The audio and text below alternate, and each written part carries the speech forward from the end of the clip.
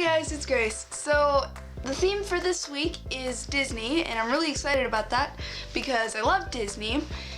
And if you haven't seen it, on my main channel I did the Disney Song Challenge with my friend Eris. So if you haven't seen that yet, you should go over to my main channel and check it out. Link's in the description.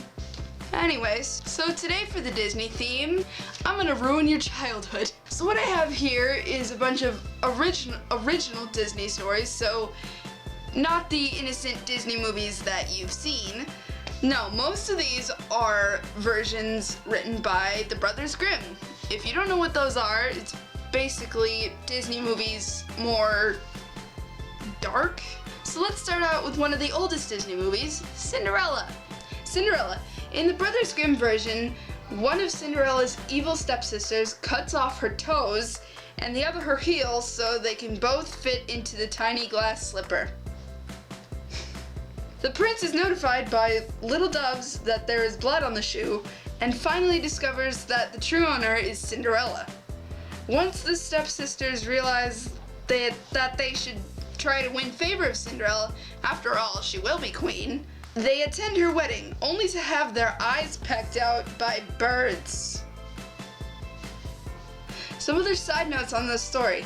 Cinderella doesn't have a fairy godmother. My whole life is a lie. Rather, she plants a tree by her mother's grave and prays under it every day. She is still helped by animals, though specifically birds, not mice.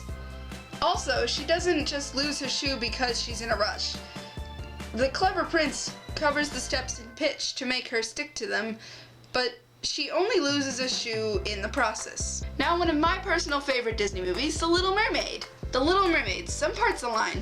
She does see the prince from afar in his ship, and she does rescue him from drowning and falls in love with him. He doesn't see her. She does visit the sea witch who takes her tongue in exchange for legs. It's a minor difference. The deal is the same. The mermaid can only remain human if she finds true love's kiss and the prince falls in love with and marries her. However, the penalty in the movie is only that Ariel will turn back into a mermaid if she fails. In the story, she will die if she fails. I think I see why they left that out in the movie. Also, while the prince remains a main motivator, the mermaid in the story is while the prince remains a main motivator, the princess in the story is also motivated because humans have eternal souls and mermaids don't. The Disney movie leaves out that the penalty the mermaid pays for having legs. Every single step she takes will feel like she's walking on shards of sharp glass. She's told that if she kills the prince, then she can simply turn back into a mermaid and doesn't have to die. She just can't do it though. She throws herself into the sea and turns into sea foam. How's that for a happy ending? Let's read Beauty and the Beast. Beauty and the Beast is actually pretty accurate. There's one unfortunate detail that the story does leave out. In the first believed version of the tale, Belle has two wicked sisters. The Beast allows Belle to travel home as long as she is only gone for a week. Her sisters are extremely jealous to hear about her luxurious life and try to persuade Belle to stay home with them longer than a week in hopes that the Beast will be infuriated with Belle and eat her alive upon her return. Sleeping Beauty. In Gambit, I cannot pronounce that tale. A king happens to walk by Sleeping Beauty's castle and knocks on the door. When no one answers, he climbs up the ladder through a window. He finds the princess and calls to her, but she's unconscious. She does not wake up. Well, dear reader, direct quote, he carries her to the bed and So we're just gonna skip that one. Last one, Snow White and the Seven Dwarfs.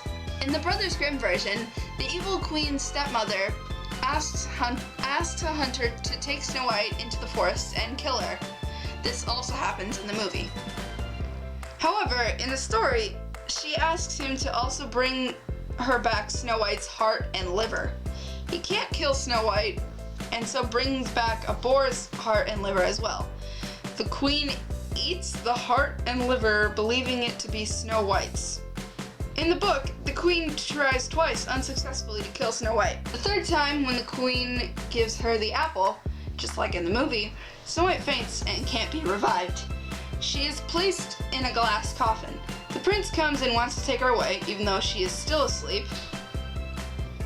The dwarves hesitantly allow it, and while she is being carried, the carriers trip, causing the poisoned apple to become dislodged from Snow White's throat. She and the prince, of course, get married. The evil queen is invited. As a punishment, she is forced to wear burning hot iron shoes and dance until she drops dead. Okay, we're done. We're done with this. I'm done ruining my childhood. I'm done ruining yours. I'm sorry. I hope you enjoyed this video anyways, so see you next time. Bye!